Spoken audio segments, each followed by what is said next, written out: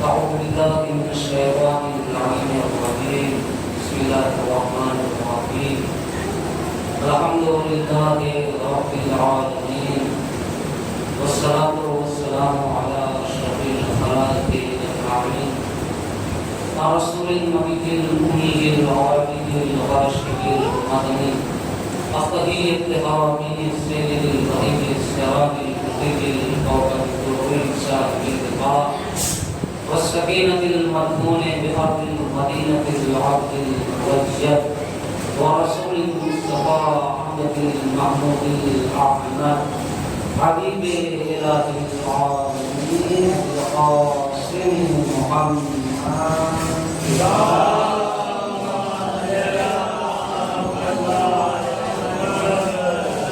وعلى آل بيت الطيبين الطاهرين المعصومين المنتقمين، ولعنة الله على أعدائهم أجمعين. أما بعد، فقد قال الله تبارك وتعالى في كتابه الكريم: وهو أصدق الصادقين وقوله الحق بالحق. أعوذ بالله من الشيطان الرجيم. بسم الله الرحمن الرحيم. ولقد ذرأنا لجهنم كثيرا من الجن والإنس لهم قلوب لا يفقهون بها ولهم أعين لا يبصرون بها ولهم آذان لا يسمعون بها أولئك كالأنعام بل هم أضل.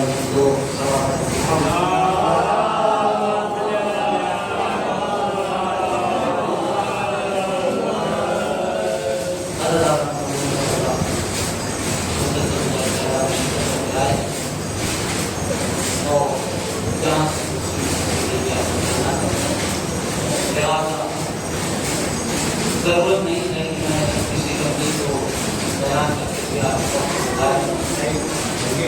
تقریباً موضوع پر آ کر کے اپنی بات کو آپ کو بتانے کی کوشش کرتا ہوں. قرآن مجید کی آیت کو پڑھنے کا شرف حاصل کیا ہے کہ وَلَقَدْ ذَرَأْنَا، اور بے شک ہم نے پیدا کیا کثیرا من الجن والانس، جنوں کی ایک بڑی تعداد کو. کس لیے کہا؟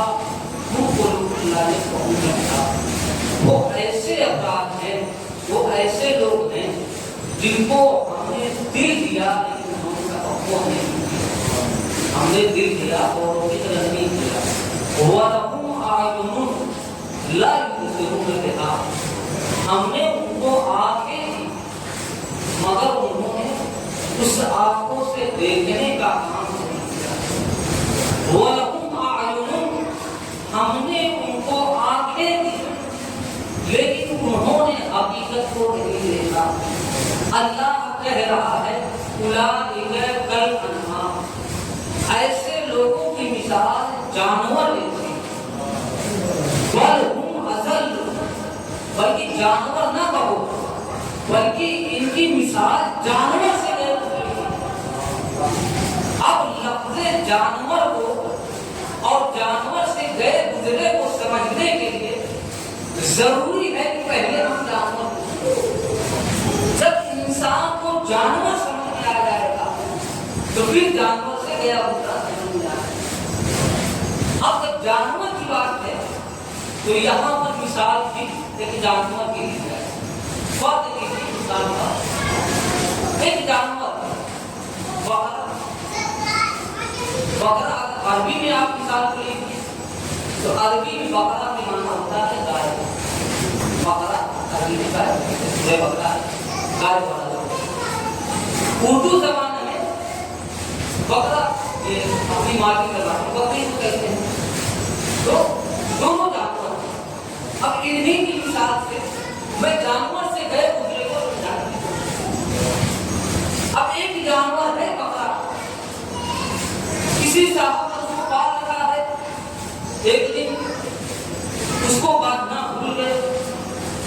اب جب باندھنا بھول گئے تو وہ اپنے علاقے سے آگے بڑھتے ہوئے سبزوات کی طرف بڑھی جہاں پر کھیتی باڑی ہو رہی تھی، جہاں پر فصل لگائی گئی تھی.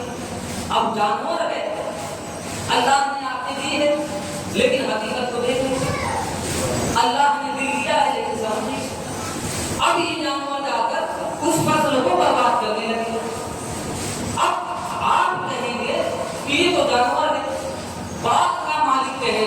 کی فصل نقصان ہو رہی ہے وہ تو جانوروں کو پکڑ کر مارنے لگے گا.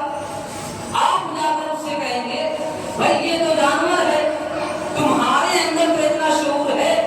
یعنی پتہ یہ چلا جانور اسے کہتے ہیں جو عقل ہوتے ہوئے, آنکھ ہوتے ہوئے, دل ہوتے ہوئے نہ سمجھ سکتا ہو, نہ دیکھ سکتا ہو, نہ احساس کر سکتا ہو, تو وہ جانور ہوتا ہے. لیکن اگر کوئی ایسا بکرا ملے جو دیکھتا بھی ہو, سنتا بھی ہو, سمجھتا بھی ہو اور فصل کو برباد نہ کرے بلکہ پورا کا پورا باغ کھا جائے, اولئک الانعام, وہ بکرا نہیں ہے, جانور سے گیا بکرا ہے.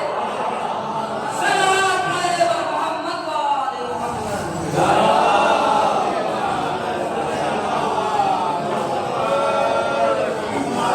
ایک جانور ایسا ہو جس کے پاس اللہ نے تمام صلاحیتوں کو عطا کیا, اس کے بعد بھی اس کے اندر اس چیز سے کام لینے کی صلاحیت نہ ہو تو پھر وہ جانور سے گیا بکرا ہے.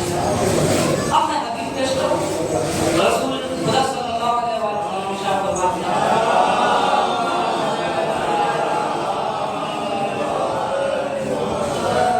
علی خیر البشر, علی لوگوں میں سب سے بہترین مرد ہے.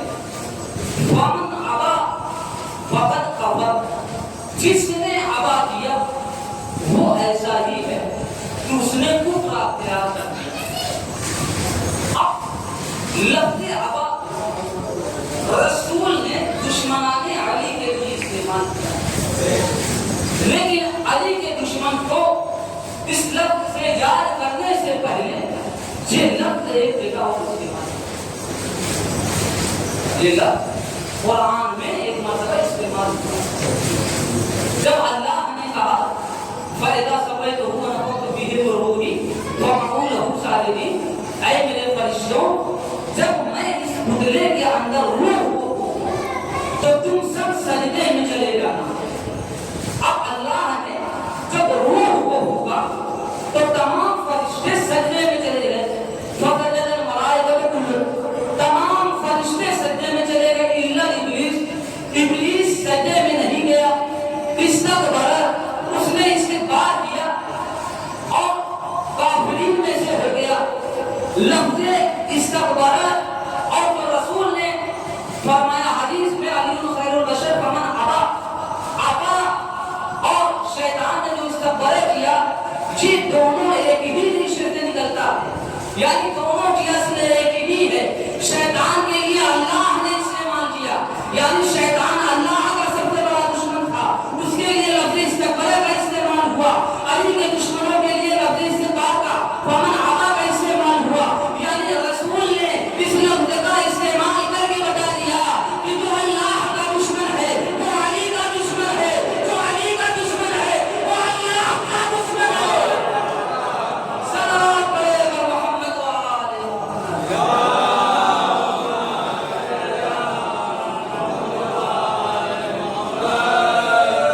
یعنی جو دشمن خدا ہے دشمن علی ہے, اور جو دشمن علی ہے وہ دشمن خدا. آپ دیکھیے اس حدیث کے جب اللہ نے شیطان سے پوچھا کہ سجدہ کیوں نہیں کیا تو اس نے کہا خلقتنی من نار وخلقتہ من طین, اے اللہ تو نے مجھے آگ سے پیدا کیا ہے اور آدم کو مٹی سے پیدا کیا ہے. انا خیر منہ, میں اس سے اچھا ہوں, میں اس سے بہتر آدم پر افضلیت رکھتا ہوں. اللہ نے کہا اب تو میری بارگاہ سے نکل جا, میری بارگاہ میں تیرے لیے کوئی جگہ نہیں. شیطان نے صرف ایک حکم کا انکار کیا. اللہ نے سجدہ کرنے کے لیے کیا کہا, شیطان نے سجدہ نہیں کیا.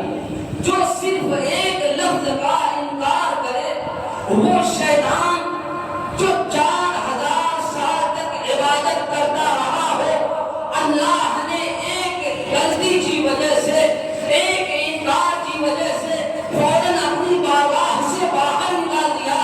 اب وہ اعلان و حدیث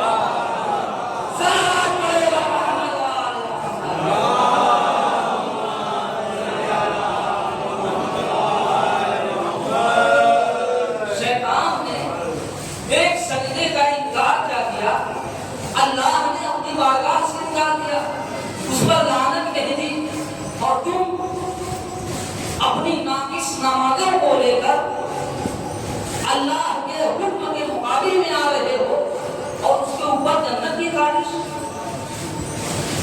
شیطان کو اللہ نے اپنی بارگاہ سے نکال دیا۔ اب جو شیطان ایک سجدے کا انکار کر رہا تھا، اس نے کہا کہ اب میں اللہ کے مقابل میں آؤں گا۔ اللہ نے پوچھا کیا کرے گا؟ کہا فَبِعِزَّتِكَ لَأُغْوِيَنَّهُمْ، تیری عزت و جلالت کی قسم ہے اب میں تیرے تمام بندوں کو بتاؤں۔ کہا کیسے بتاؤ گے؟ کہا کہ میں جا کر بیٹھ جاؤں گا صراط مستقیم پر، اور جو بھی صراط مستقیم کی طرف آئے گا میں اس کو گمراہ کروں گا۔ اب قرآن میں آیت آ گئی، لوگوں نے سوال کرنا شروع کیا، یا رسول اللہ ما ھذا صراط مستقیم، اے رسول اللہ یہ صراط مستقیم کیا ہے؟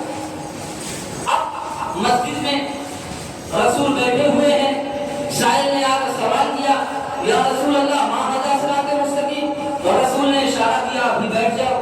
پھر تھوڑی دیر بعد کھڑا ہوا، یا رسول اللہ ما ھذا صراط مستقیم، اور رسول نے کہا بیٹھ جاؤ۔ جب رسول نے دیکھا کہ مسجد کے اندر علی آنے لگے، رسول نے کہا کھڑے ہو جاؤ، اپنے سوال کو شروع کرو۔ وہ کھڑا ہو کر کہتا ہے، یا رسول اللہ ما ھذا صراط مستقیم، ما ھذا صراط مستقیم، ما ھذا صراط مستقیم، یا رسول اللہ یہ صراط مستقیم کیا ہے؟ رسول نے علی کی طرف اشارہ کرتے ہوئے کہا ھذا علی صراط مستقیم، یہ علی صراط مستقیم ہے۔ اب پتہ چلا شیطان نے کہا تھا میں صراط مستقیم پر بیٹھ جاؤں گا، علی کی جگہ پر بیٹھنے والا کوئی انسان نہیں تھا، شیطان تھا۔ صلوات پڑھے محمد و آل محمد۔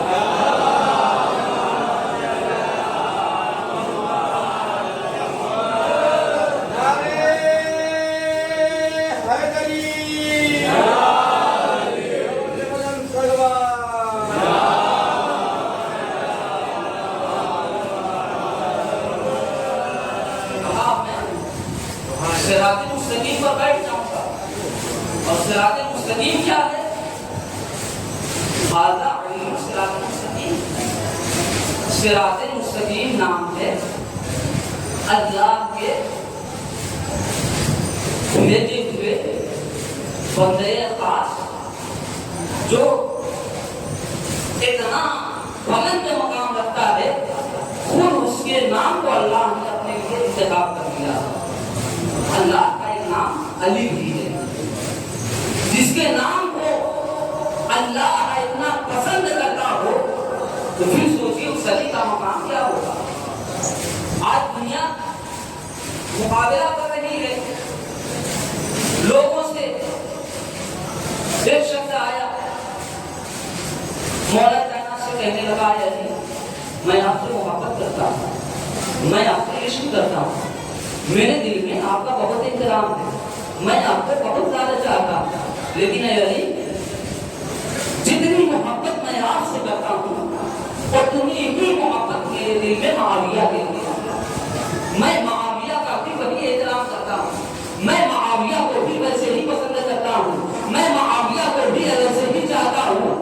علی نے جیسے ہی یہ سنا کہ جیسا میرا مقام دیکھنا چاہتا ہے ویسے ہی معاویہ کو بھی برابر میں لا کر کھڑا کرنا چاہتا ہے۔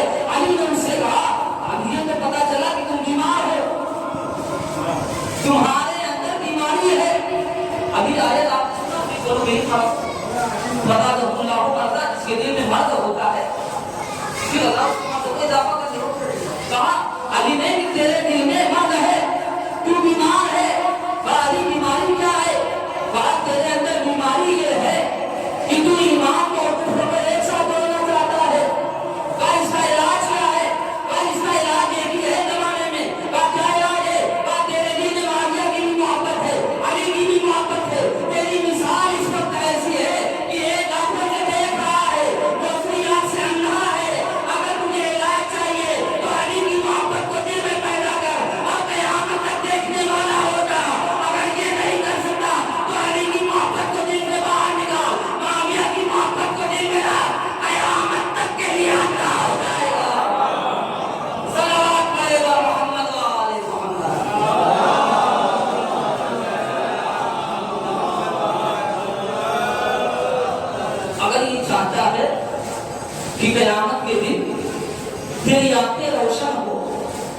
تیری آنکھوں میں روشنائی باقی رہے، تیری آنکھیں بابصیرت ہو، دیکھنے کے قابل ہو، تو پھر علی کی محبت کو کاملا اپنے دل میں پیدا کر دے۔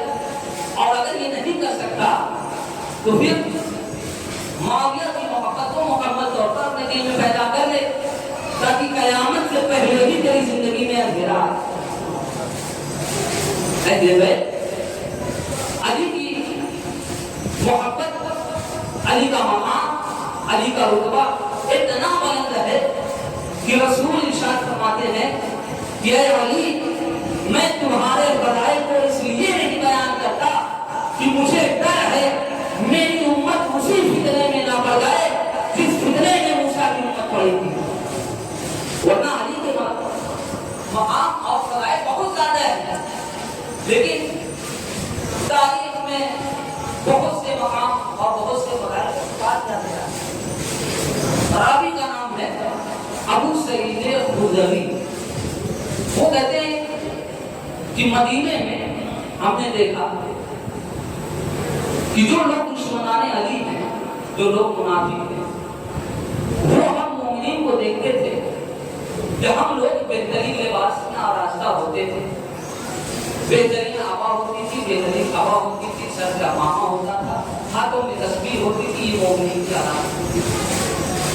اور منافق کے اندر یہ خاصیت نہیں تھی، لہذا وہ لوگ یہ کرتے تھے کہ اب ہم بھی مومنوں کی طریقے سے اپنے آپ کو آراستہ کر کے گھر سے باہر نکلتے۔ اب منافقوں نے یہ کام شروع کر دیا۔ اب ابو سعید خدری کہتے ہیں کہ جو لوگ منافق تھے مدینے میں، وہ لوگ بھی مومنین کی طریقے سے ابا امامہ پہن کر ہاتھوں میں تسبیح لیے ہوئے رسول کے ارد گرد گھومنے لگے۔ اب ابو سعید خدری کہتے ہیں ہمارے لیے یہ پہچاننا مشکل ہو گیا تھا کون مومن ہے کون منافق ہے، کون مومن ہے کون منافق ہے۔ اب ابو سعید خدری آتے ہیں، یا رسول اللہ، مدینے میں یہ ماجرا پیش آیا ہے، اب ہمیں مشکل یہ ہو رہی ہے کہ ہم یہ نہیں پہچان پا رہے ہیں کہ ہمارے درمیان کون مومن ہے کون منافق ہے۔ آپ ہمیں کوئی ایسا معیار بتائیے جس کی بنا پر ہم یہ معلوم کر سکے کون مومن ہے کون منافق ہے۔ رسول نے کہا اے ابو سعید خدری، جاؤ جب بھی تمہیں پتہ کرنا ہو کہ کون مومن ہے کون منافق ہے تو وہاں پر علی کا ذکر کرنا۔ اگر علی کے ذکر سے اس کا چہرہ کھل گیا تو وہ مومن ہوگا، چہرہ اتر گیا تو منافق ہوگا۔ اگر چہرہ اتر گیا تو منافق ہوگا، چہرہ کھل جائے گا تو وہ مومن ہوگا۔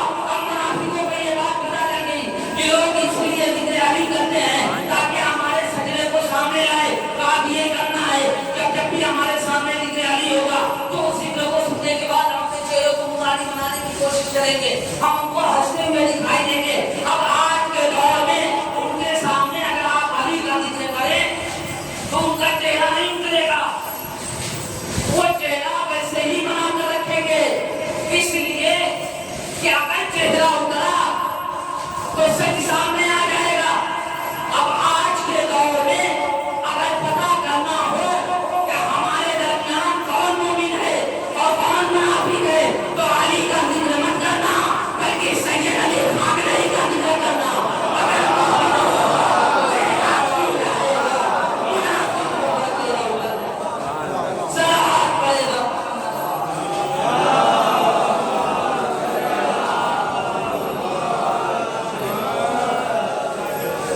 اگر مومن ہوگا تو اس کا چہرہ کھل جائے گا، اور اگر منافق ہوگا تو اس کا چہرہ اتر جائے گا۔ یہ مقامات مولا تقیان ہے۔ رسول سے سوال کیا گیا، یا رسول اللہ، ہمیں جہنم سے بچنے کے لیے سب سے بہترین راستہ بتائیں، جو سب سے بہترین راستہ ہو جہنم کی آگ سے بچنے کے لیے، وہ کیا ہے؟ رسول نے بالکل اطمینان سے کہا، اگر تم چاہتے ہو کہ قیامت کے دن آتش جہنم سے محفوظ رہو تو اپنے دل میں علی کی محبت کو پیدا کرو۔ کیونکہ جس دل میں علی کی محبت ہوتی ہے پھر اس دل کے لیے جہنم کی آگ حرام ہو جاتا ہے. لہذا یہ مقامات ہیں. اور اللہ نے قرآن مجید میں کہا ہر جگہ وہ احسان علت احسان احسان کا بدلہ احسان کے سوا کچھ نہیں. اب یہ اللہ کا بنایا ہوا قانون کہ اگر کوئی احسان کرتا ہے تو پھر اس کو کی بدلے میں احسان دیا جائے. اب علی پیدا ہونے کے بعد رسول کی آواز پر لبیک کا اور ہر مقام پر رسول کے ساتھ کرے. جب جنگ کے دوران لوگوں نے سنا کہ شیطان نے آواز بلند کی قد قتل محمد محمد قتل ہو گئے محمد کو قتل کر دیا گیا.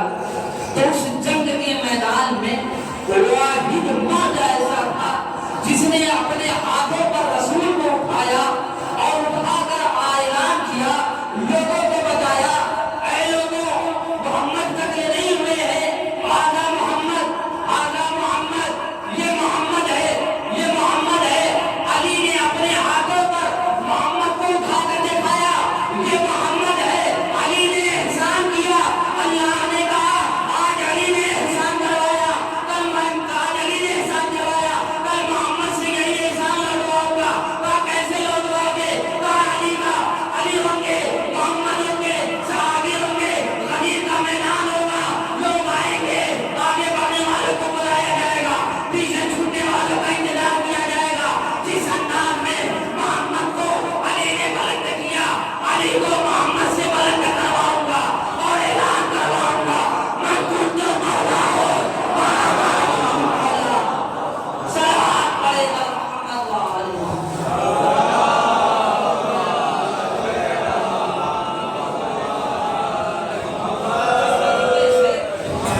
محمد نے اپنے ہاتھوں پر اسی طریقے سے احسان کا بدلہ چکایا جائے گا. آپ قرآن مجید کو پڑھیے. ہم لوگ سمجھتے نہیں ہیں قرآن, ہم لوگ خالی پڑھتے ہیں. قرآن کو پڑھنا اور ہے سمجھنا اور.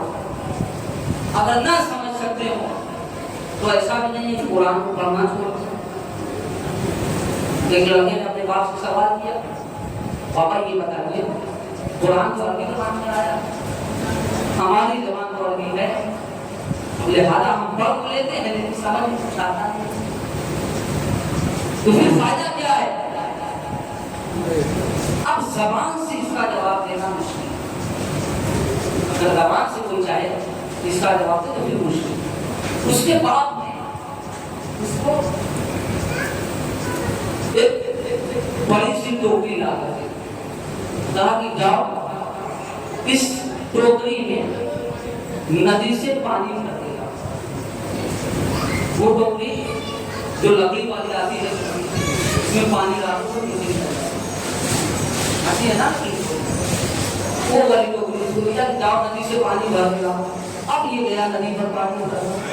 اب جیسے ہی پانی کو نکالتا ہے ٹوکری میں سے پانی واپس چلا جاتا ہے.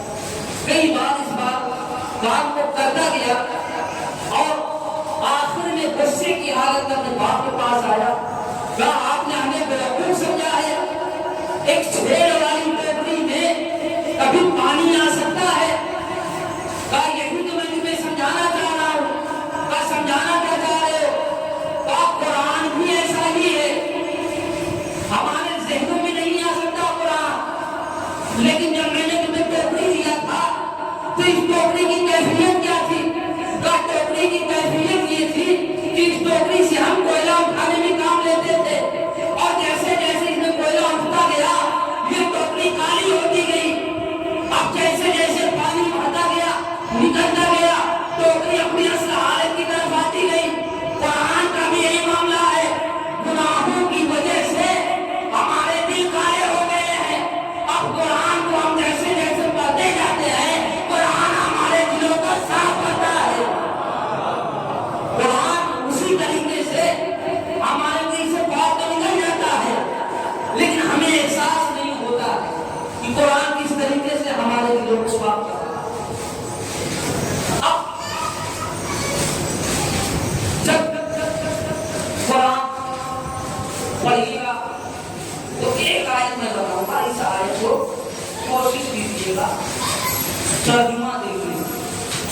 سمجھیے گا صرف ترجمہ دیکھیے اللہ نے کہا الرحمن علم القرآن خلق الانسان رحمان وہ ہے جس نے قرآن کا علم دیا خلق الانسان انسان کو پیدا کیا ترجمہ پھر غور سے سمجھیں الرحمن رحمان وہ ہے علم القرآن جس نے قرآن کا علم دیا خلق الانسان جس نے انسان کو پیدا کیا تھوڑا سا آیت کو آگے پیچھے کر کے دیکھیں الرحمن خلق الانسان علم القرآن رحمان وہ ہے جس نے انسان کو پیدا کیا اور قرآن کا علم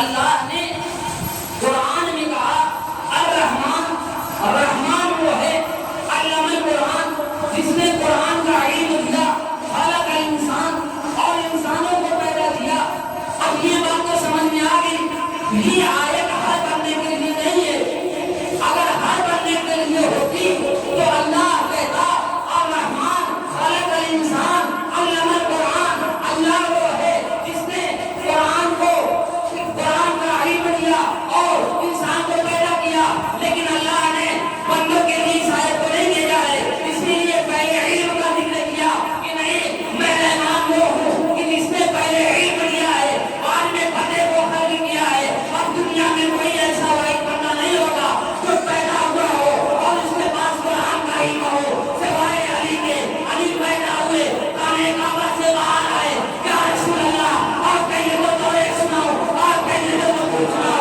آپ کہیے وہ ایک سناؤ آپ کہیے تو قرآن سناؤ سلام علیکم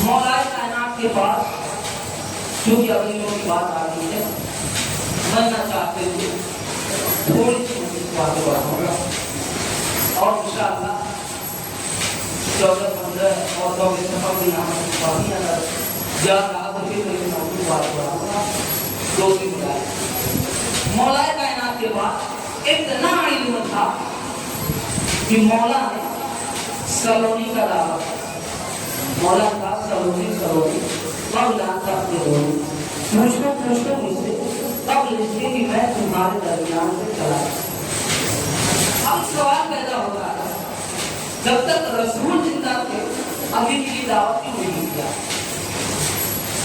کیونکہ مولا استاد کے احترام کو جانتے لہذا جب تک رسول تھے علی نے کبھی اپنے علم کو رسول کے سامنے ظاہر نہیں کیا جو دنیا کے پہلے استاد اور شاگرد ایسے تھے کہ استاد نے شاگرد کو 100 باب علم کے علم دیے شاگرد کا کمال یہ تھا کہ اس نے اس 100 باب کو ویسے ہی لے لیا جیسے استاد نے کیا اور کمال یہ ہے شاگرد کا جو استاد نے 100 باب دیے تھے ہر بار سے شاگرد نے 1000 باب علم کے پیدا کیے اس کے بعد علی نے سلونی کا دعویٰ کیا اب سلونی کا دعویٰ ہوا بہت سارے لوگ سوال لے کر آئے اور آنے کے بعد سوال ہوئے بہت سوال ہوئے لیکن مقصد سوال کرنے کا یہ نہیں تھا کہ علم کو حاصل کیا جائے مقصد یہ تھا سوال کرنے کا کہ علی کو غلط ثابت کیا جائے اب بہت کوشش کی گئی کہ سوال بنا کہ جس میں علی کو جھوٹا ثابت کیا جائے اب سوال ملا کہ ہم علی سے سوال کریں گے اے علی یہ بتائیے کہ کون سا جانور انڈا دیتا ہے اور کون سا جانور بچہ دیتا ہے تو ہم یہ سوال ایسے وقت کریں گے جب علی کے پاس وقت نہ ہو اور جب علی کہیں گے کہ وہ انڈا دیتی ہے تو ہم کہیں گے آپ کو کبوتر پھول. جب علی کہیں گے کہ کبوتر انڈا دیتا ہے تو ہم کہیں گے آپ کو انڈا پھول. اگر علی کہیں گے کہ بکری بچہ دیتی ہے تو ہم کہیں گے آپ کو گھوڑی کو پھول. یعنی علی جس چیز کا نام لیں گے اس کے آگے والی چیز پہ ہم کہیں گے آپ نے یہ جواب نہیں دیا, آپ کا جواب مکمل نہیں ہے. اب فجر کا وقت آیا, علی کا وضو ہوئے اور ہونے کے بعد مسجد میں جیسے ہی نماز ادا کرنا چاہتے ہیں اب یہ پلان کے مطابق مسجد میں آئے, آ کر سوال کیا. علی کو ان کے غیب بھی تھا, علی کو پہلے سے معلوم تھا کہ ان کے سوال کا مقصد کیا ہے اور سوال میں کیا نکتہ چینی کرنے والے ہیں. علی سے ایسے ہی سوال کیا, اے علی یہ بتا دیجیے کون سا جانور انڈا دیتا ہے, کون سا جانور بچہ دیتا ہے. علی نے ایسا جواب دیا کہ ایک بھی جانور کا نام نہیں لیا. علی نے کہا جاؤ جا کر پوری دنیا کے جانور کو دیکھ لینا, جس جانور کے کان باہر نکلے ہوں گے وہ بچہ دے گا, جس کے کان اندر ہوں گے وہ انڈا دے گا. صلوات پڑھے گا محمد و آل محمد.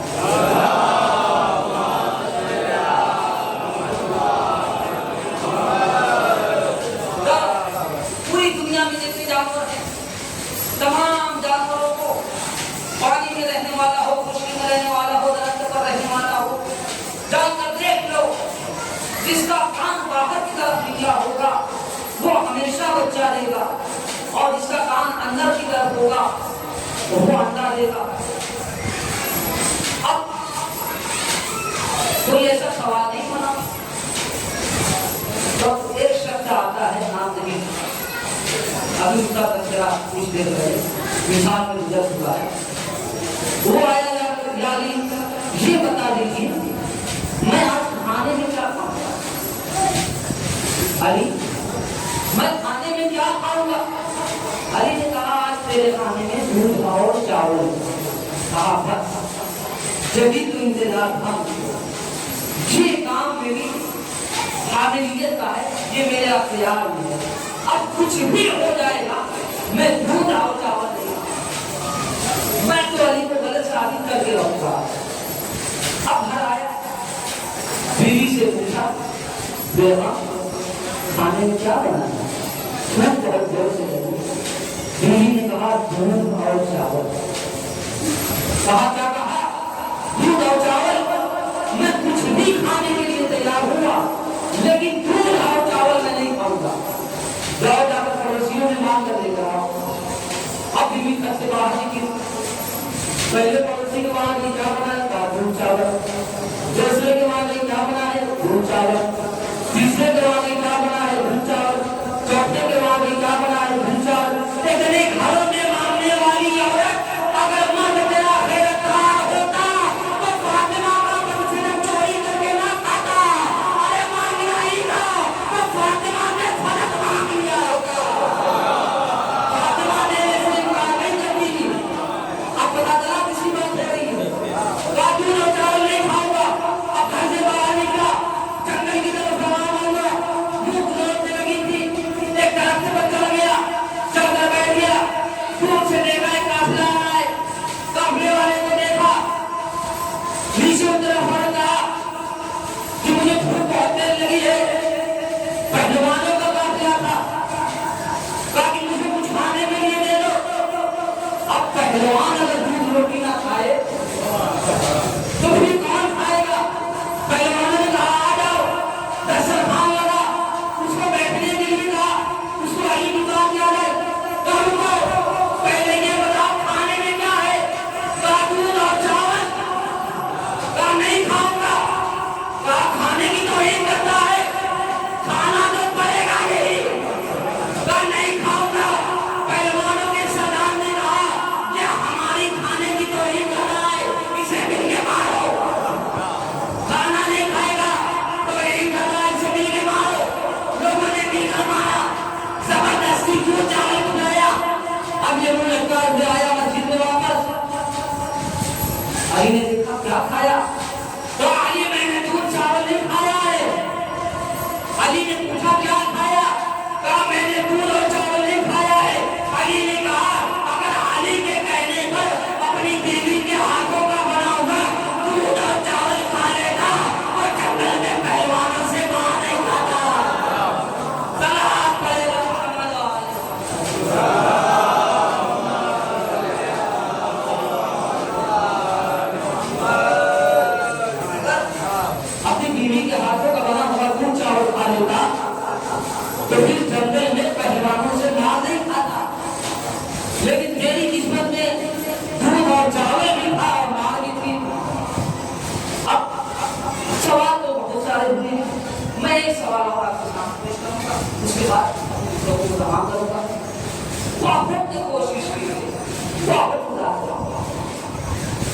طریقے سے الحمدللہ ثابت کیا۔ اب بہت مشکل سے ایک ایسا سوال ملا کہ ان کو یہ لگا کہ علی اس کا جواب نہیں دے پائیں گے۔ اب آئے سوال کیا ہے؟ کہا کہ ہم علی سے پوچھیں گے، علی یہ بتائیے وہ ایک کیا ہے جس کا کوئی دوسرا نہیں، وہ دو کیا ہے جس کا کوئی تیسرا نہیں، وہ تین کیا ہے جس کا کوئی چوتھا نہیں، وہ چار کیا ہے جس کا کوئی پانچواں نہیں، وہ پانچ کیا ہے جس کا کوئی چھٹا نہیں، وہ چھ کیا ہے جس کا کوئی ساتواں نہیں، وہ سات کیا ہے جس کا کوئی آٹھواں نہیں، وہ آٹھ کیا ہے جس کا کوئی نواں نہیں، وہ نو کیا ہے جس کا کوئی دسواں نہیں، وہ دس کیا ہے جس کا کوئی گیارہواں نہیں، وہ گیارہ کیا ہے جس کا کوئی بارہواں نہیں، وہ بارہ کیا ہے جس کا کوئی تیرہواں نہیں۔ اب سوال سن کر بڑے خوش ہوئے کہ ہاں اب علی اس کا جواب نہیں دے پائیں گے۔ علی کے پاس گئے، اپنے سوال کو کیا، علی بتائیے وہ ایک کیا ہے جس کا کوئی دوسرا نہیں، وہ دو کیا ہے جس کا کوئی تیسرا نہیں، وہ تین کیا ہے جس کا کوئی چوتھا نہیں، وہ چار کیا ہے جس کا کوئی پانچواں نہیں، وہ پانچ کیا ہے جس کا کوئی چھٹا نہیں، وہ چھ کیا ہے جس کا کوئی ساتواں نہیں، وہ سات کیا ہے جس کا کوئی آٹھواں نہیں، وہ آٹھ کیا ہے جس کا کوئی نواں نہیں، وہ نو کیا ہے جس کا کوئی دسواں نہیں، وہ دس کیا ہے جس کا کوئی گیارہواں نہیں، وہ گیارہ کیا ہے جس کا کوئی بارہواں نہیں، وہ بارہ کیا ہے جس کا کوئی تیرہواں نہیں۔ علی نے جیسے ہی سوال کو سنا بڑے اطمینان کے ساتھ کہا وہ ایک خدا ہے جس کا کوئی دوسرا نہیں ہے، وہ جو کار عثمت ہے جس کا کوئی تیسرا نہیں ہے، وہ تین کلام ہے جس کا کوئی چوتھا نہیں ہے، وہ چار آسمانی کتاب ہے جس کا کوئی پانچواں نہیں ہے، وہ پانچ وقت کی نماز ہے جس کا کوئی چھٹا نہیں ہے، وہ چھ وقت ہے جس میں اللہ نے زمین و آسمان کو خلق کیا جس کا کوئی ساتواں نہیں ہے، وہ سات ساتواں آسمان ہے جس کا کوئی آٹھواں نہیں ہے، وہ آٹھ فرشتے ہیں جنہوں نے زمین کو اٹھا رکھا ہے ان کا کوئی نواں نہیں ہے، وہ نواں دن ہے جو موسیٰ نے کوئی تم جو بلائے تھے ان کا کوئی دسواں نہیں ہے، وہ دسویں صحیفے ہیں جو موسیٰ کو خدا نے دیے تھے ان کا کوئی گیارہواں نہیں ہے، وہ گیارہ یوسف کے بھائی ہیں جن کا کوئی بارہواں نہیں ہے۔ اگر یہ جاننا چاہتا ہے کہ وہ بارہ کیا ہے تو سن، وہ بارہ امام ہم ہیں، ہمارا کوئی تیرہواں نہیں ہے۔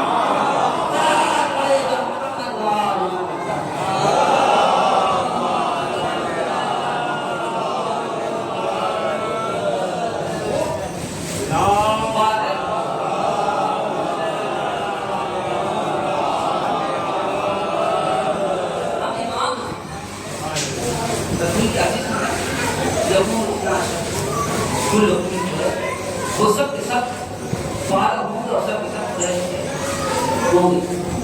رسول نے دو چیز چھوڑی، میں تمہارے پاس دو چیزوں کو چھوڑ کر جا رہا ہوں، کتاب اللہ پہلی ان میں سے ہے اللہ کی کتاب، دوسری کیا میرے یہ دونوں آپس میں کبھی حتیٰ یہ بہت یہاں تک کہ یہ اوسر پر آ کر مجھ سے مل جائے۔ اب رسول نے کیا کہا؟ قرآن کی آیت، رسول شکایت کریں گے ماشاءاللہ، کیا شکایت کریں گے؟ اتخذوا هذا القرآن مهجورا، اے اللہ انہوں نے قرآن کو تنہا تنہا لے لیا، تنہا تنہا لے لیا۔ کا مطلب یہ ہے کہ میں دو چیزوں کو چھوڑ کر آیا تھا، انہوں نے صرف قرآن کو لیا۔ اب جب دو چیزیں چھوڑ کر رسول گئے ہیں تو لینا دونوں کا ضروری ہے۔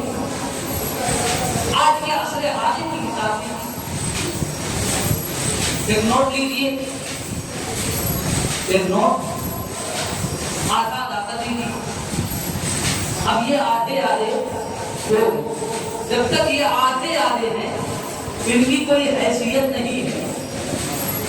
اگر آتا میں ان کو آدھا اپنے پاس رکھوں، نہ یہ اس آدھے کا کچھ خرید سکتے ہیں، نہ تو میں اس آدھے کا کچھ خرید سکتا ہوں، یعنی وہ آدھا ان کے اوپر بوجھ ہے، یہ آدھا میرے اوپر بوجھ ہے۔ اگر یہ یا میں اس آدھے نوٹ کو لے کر کسی جگہ جاؤں گا تو دکاندار سے جب ہم یہ آدھا نوٹ دیں گے تو دکاندار کیا کہے گا؟ یا تو پاگل ہے یا تو بیمار ہے، یا تو پاگل ہے یا تو بیمار ہے۔ بھائی یہ آدھا نوٹ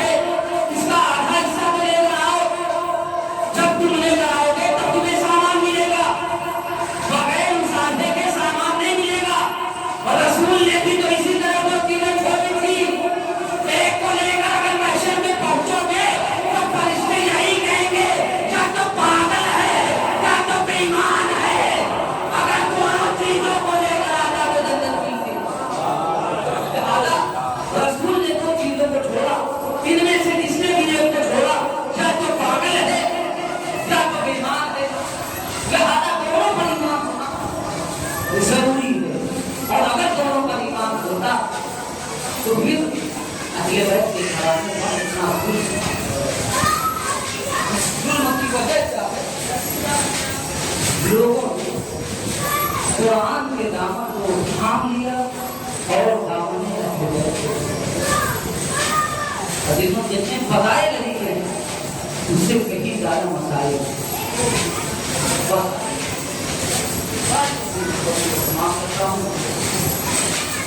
आप मुसलसल मसाइल खुलते आए। आज 11 सफरुल मुज़फ़्फ़र कल का खुला 10 सफरुल मुज़फ़्फ़र 10 सफर अहले बैत पर वो क़यामत का दिन है, क्योंकि वो दिन है जिस दिन हुसैन की निशानी जिंदाने शाम फूल गई।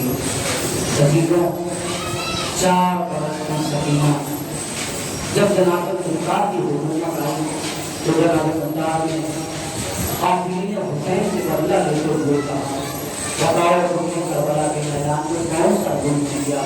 अपने जुल्म का इतराफ करते जाते थे। तो मालूम कहता है मुख्तार सुन नहीं पाओगे, मुख्तार सुन नहीं पाओगे जो मैंने करबला के मैदान में जुल्म किया है। कहा नहीं मुख्तार सुन लेगा, ये बता तुमने जुल्म कौन सा किया है? कहा मैंने जुल्म ये किया जब शाम गरीबा आई, हुसैन के पास कत्ल हो चुके, कयाम हुसैनी में आग लगाई जा चुकी, लोग खैमों को लूटने के लिए बढ़े। मैंने देखा दूर दूर तक अंधेरा था, चटियल मैदान में चलते हुए खयाम हुसैनी से एक 4 वर्ष की बच्ची निकली जिसके बाल बिखरे हुए, दामन में आग लगी है।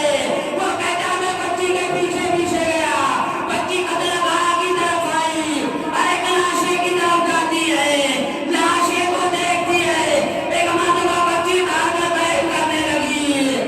अंधेरे में मैंने अपने हाथों को बढ़ाया, बच्ची के बालों में डाला, जोर से बालों को पकड़ा और बालों को पकड़कर बच्ची को उठाया। बच्ची तरफ कर बोली, तेरे चाचा आपकी सकीना। बस अभी जो आपकी आवाजें बुलंद हो गई, अरे आपको कैदी बनाया गया।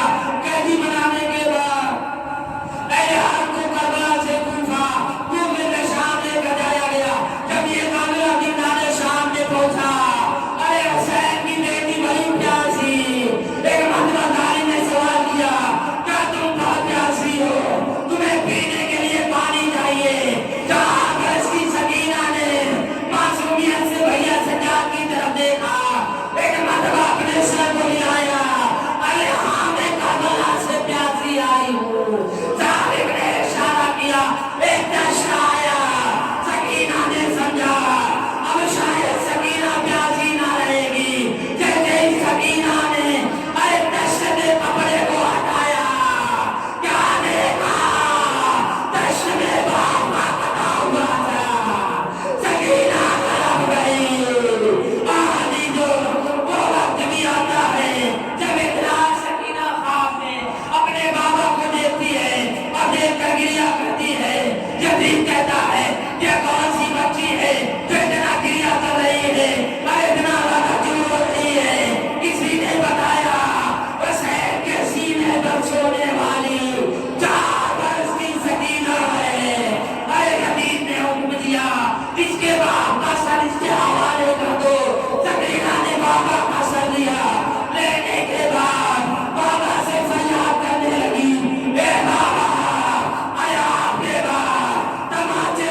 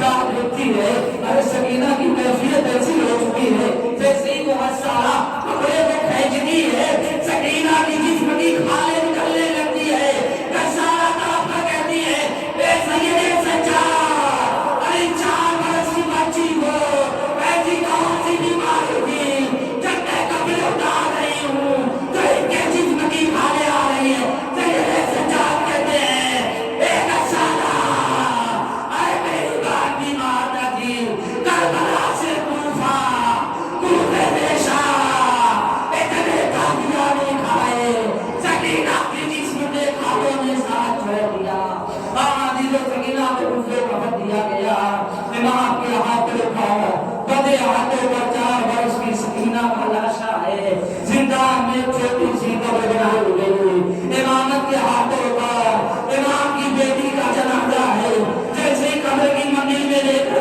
بڑھے آگے بڑھے کیا دیکھا ارے قبر سے تو برابر میں انگلیاں کٹی ہوئی ہے سید سجاد کے ہاتھوں کو پہچانا اے بابا آپ کی امانت آپ کے حوالے ارے ہمیں معاف کیجیے گا جیسی امانت آپ دے کر گئے تھے ویسی لوٹا نہیں پائے اے بابا آپ نے کبھی امانت دی تھی آپ کی لگت پھٹی نہیں تھی دامن میں آگ نہیں لگی تھی کرتا جلا نہیں تھا رخسار پر تماچوں کے نشان نہ تھے اے بابا آج جب ہم سکینہ کو لوٹا رہے ہیں ارے آگ کی لگت پھٹی رخساروں پر تماچوں کے نشان دامن میں آگ لگی پشت پر دادیانوں کے نشان اے بابا آپ کی امانت پر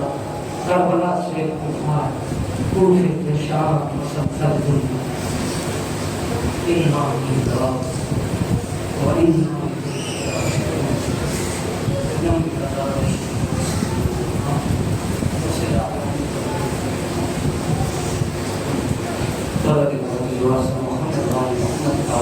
ہماری عبادت کو قبول فرما